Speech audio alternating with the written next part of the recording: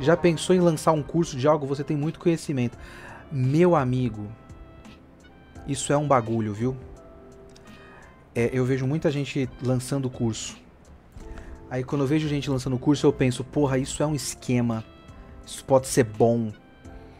Eu preciso de dinheiro, né? Tem contas pra pagar, planos, eu preciso guardar dinheiro pra frente e tal. Eu tenho um medo desgraçado de lançar um curso próprio. Primeiro que eu não sei do que. Uma vez eu falei com um amigo meu até fez um curso de tradução e edição de quadrinhos e tal, e a gente trabalhou juntos. E eu trabalhava nisso há mais tempo que ele, e ele lançou o curso. E eu fiquei pensando, porra, eu não tenho coragem. Eu vou ensinar o que para as pessoas? Que eu posso ensinar duas coisas. Tradução e crítica de anime, mas eu não tenho coragem. Tem tipo, o Felipe Leão tem curso, o Pablo Vilaça tem curso. Eu não me meto numa porra dessa, não. Porque esses caras são críticos, eles têm estudo de verdade, eu não tenho. Eu parei a minha pós em cinema, porque eu não retomei até agora, porque eu tenho medo de não ter dinheiro pra pagar. Sabe? E pra fazer um tipo de curso desse, tipo... sei lá, de crítica de anime, pensando assim, bem genericamente, eu não tenho conhecimento de história do Japão de verdade, de história da animação japonesa de verdade, e de crítica cinematográfica e de animação de verdade. Eu ia ter um medo do caralho. Paulo Guedes tem curso com o Primo Rico. Mas esses caras são picareta. Eu não quero ser picareta. Sabe? Os malucos são de verdade picareta. Eles sabem que eles podem falar qualquer merda. Recentemente eu vi isso no Twitter e depois eu vi uma pessoa que fez um vídeo sobre esse negócio no Twitter. Uma pessoa que fez um curso sobre como você pode ensinar os seus olhos a não precisarem de óculos. Porque a indústria do óculos é uma enganação.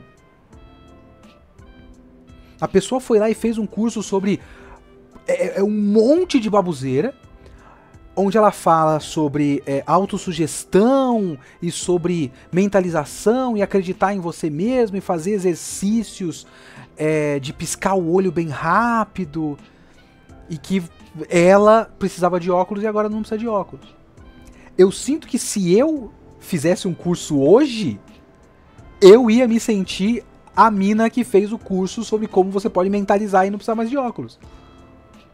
Eu me sentiria o exato mesmo nível de picaretagem. De verdade, de verdade. Porque o nível de conhecimento que ela tem sobre oftalmologia é o mesmo nível de conhecimento que eu tenho sobre crítica cinematográfica. Curso de tradução não rola? Eu sou formado em letras, mas eu não fiz especialização, não fiz pós, não fiz mestrado, sabe? Eu não fiz aula... eu tenho experiência empírica, eu tenho experiência traduzindo, mas eu teria que pesquisar para ter base teórica, para apresentar alguma coisa, e tem tanta gente que já faz isso. Eu vou fazer uma coisa agora. Esse é um momento que vocês guardem nos corações de vocês, porque não vai voltar a acontecer. Se Deus quiser, isso nunca vai se repetir. Nunca. Ok? Nunca. Mas eu gosto da minha tradução. O conflito tradução versus adaptação. Tá aí uma coisa. Eu preciso tentar, de alguma maneira, achar fontes acadêmicas, históricas, sobre a questão tradução versus adaptação. Sabia? Porque eu acho que isso não existe. Eu acho que isso é uma lorota... Como é que chama a palavra? Não é nem lorota, é uma falácia de internet. Falácia de internet. Eu faço letras bacharelado com ênfase em tradução. Essa questão de tradução e adaptação não existe. Amigo, Eu acho que as pessoas acham que tradução é tradução literal. E muita gente quer isso. E qualquer pequena liberdade, entre aspas, para você adaptar aquilo pra realidade local é uma adaptação e é uma liberdade a mais. E tem até aquela ideia da localização, ó, tradução e localização, sabe? Ah, porque tem certas coisas que são tradução e certas coisas que são localização. Eu tenho pra mim, e por isso que eu tô falando, eu preciso ir atrás de fontes, sabe? Eu tenho pra mim que tradução, adaptação e localização são basicamente sinônimos. Não tem como eu nunca traduzir. Se tradução e adaptação e localização são coisas diferentes, eu nunca traduzi na minha vida. Eu apenas e somente adaptei e localizei. Tudo isso faz parte do processo de tradução? Não! É isso que eu tô falando, não faz. Não tem um momento em que alguém traduz e depois um momento que alguém adapta e depois um momento que alguém... Não! Não! Existe tradução. E aí existe um revisor crítico, uma revisão técnica. E aí o cara tira coisas e ajeita. Nos quadrinhos de herói, a gente, quando você olhar livros Marvel, DC pela Panini, convencionou-se da gente colocar tradução e adaptação. Internamente a gente não chama de adaptação, a gente chama de copydesk, que também não é o melhor termo, mas é um termo que a gente usa, certo? Que é basicamente, um primeiro cara traduz e manda o texto pra gente. Aí a gente manda para um outro cara que vai passar o olho e vai corrigir. Se tem erro de digitação, se tem erro de concordância, se faltou alguma coisa, de repente o cara pulou um balão. E também tem a questão de, sei lá, às vezes a gente passa por um tradutor que não é tão versado assim nos quadrinhos, e o cara errou um nome de personagem, errou a maneira desse personagem falar, então ele deixou o Wolverine muito quadrado, sabe?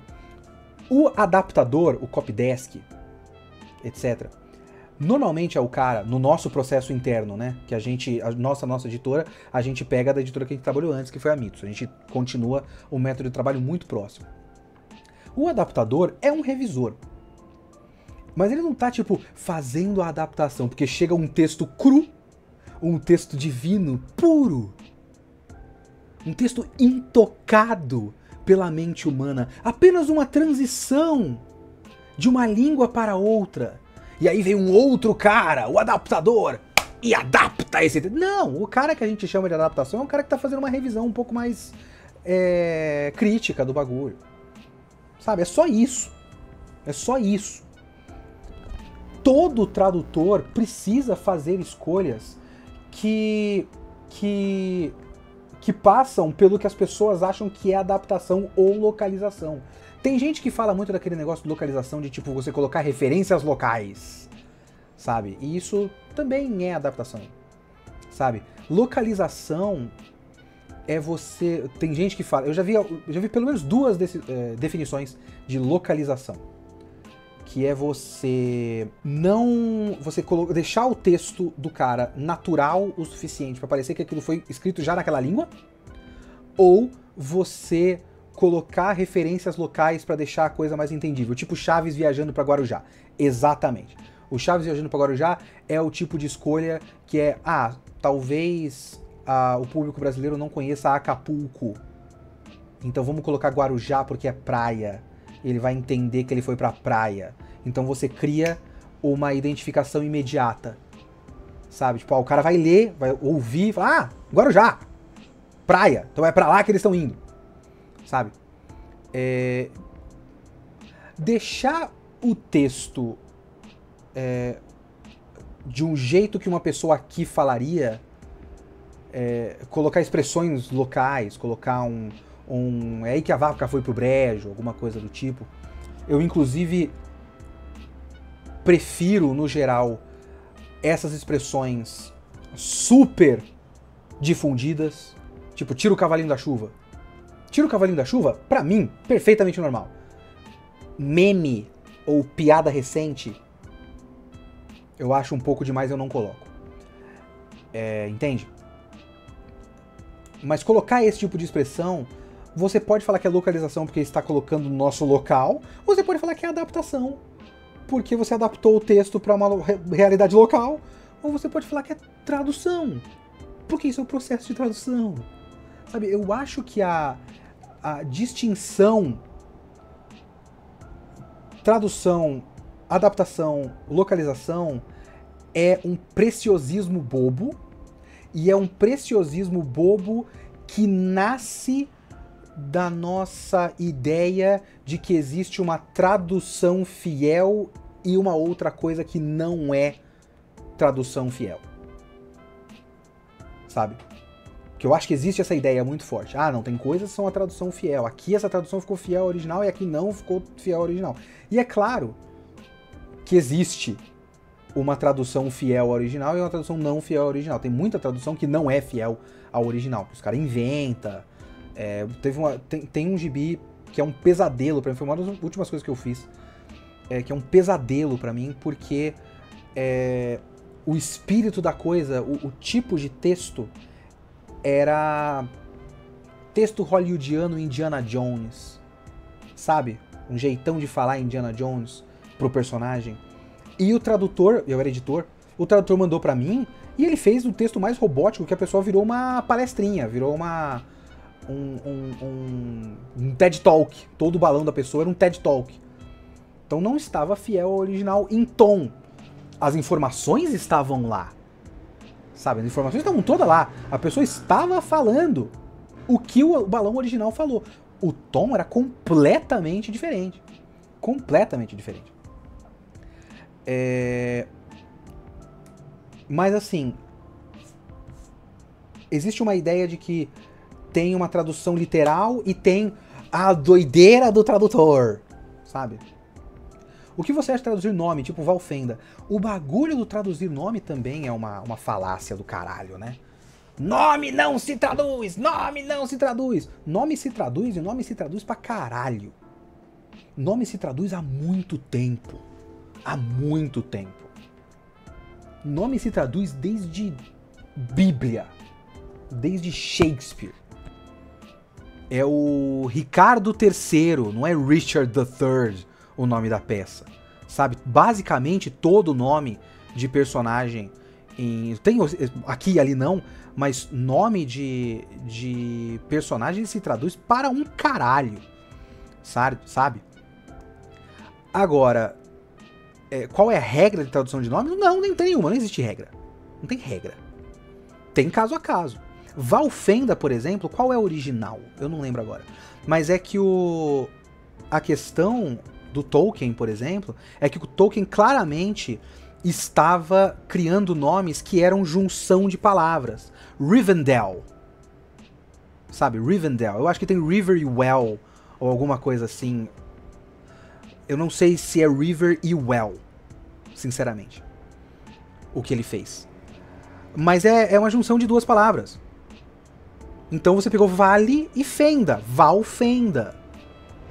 Eles pegaram e juntaram palavras assim como o Tolkien juntava palavras. Virou Valfenda, é normal. Não tem grande... Agora, eles não colocaram Rohan. Não traduziram Rohan. Porque provavelmente Rohan é uma referência a alguma coisa, sei lá, nórdica. Uma corruptela de algum gaélico antigo.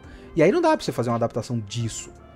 Tem muitas camadas e você perderia e já se tornou uma palavra própria. Então você não mexe. Valfenda dava pra mexer. E eles mexeram. Sabe? É normal. É 100% normal. Del é vale, exatamente. É um vale, é rio e vale, né? Mas assim, tem várias situações que o ideal é você traduzir o nome do personagem. Eu já contei a história do surfista prateado, não contei? Você traduziu o nome do personagem pra dar sentido. Uma vez a gente não traduziu o nome de personagem, a gente se fudeu. Porque tinha que traduzir. Eu já contei a história do surfista prateado? Vou contar de novo. Surfista prateado do Dan Slott, que é uma brincadeira muito... Uma enorme referência a Doctor Who. Então você tem o surfista, que seria um Doctor, digamos assim, e você tem a parceira dele, que chama Dawn. D-A-W-N. Dawn é um nome americano. Ou inglês. Pessoas são chamadas Dawn. Dawn também é um nome... uma palavra. Que pode ser... Dawn é nascer do sol, né? Ou seja, você podia colocar Aurora. Foi-se escolhido... Não, é Alvorada, por exemplo, ou Aurora. Aurora é um nome. Um nome perfeitamente normal de pessoa. Aurora é um nome americano? Não.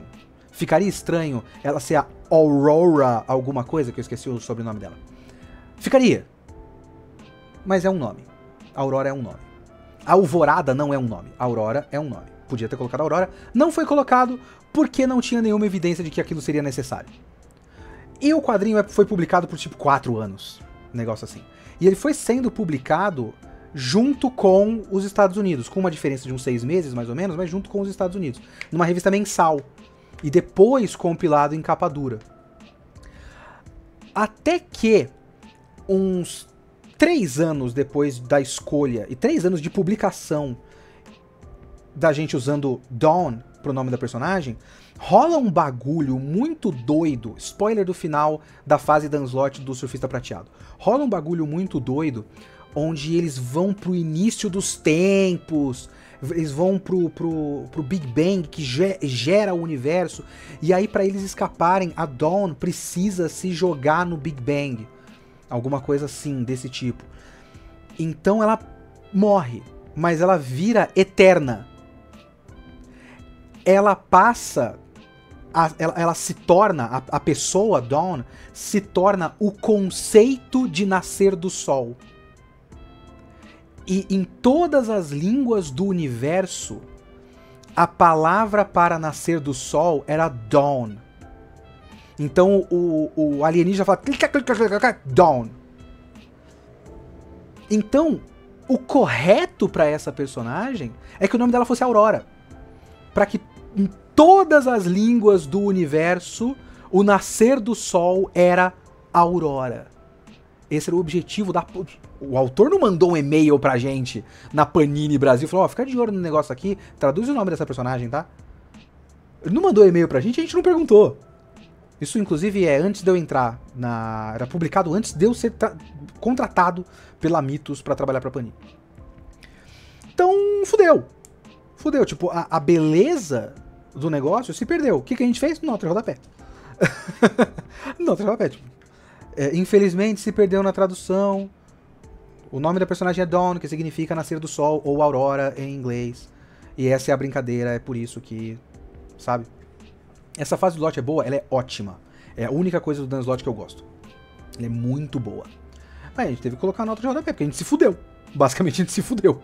Então é isso, esse papo é uma falácia para mim, mas eu digo isso sem ter estudado a fundo o caso. Talvez algum acadêmico, um grande especialista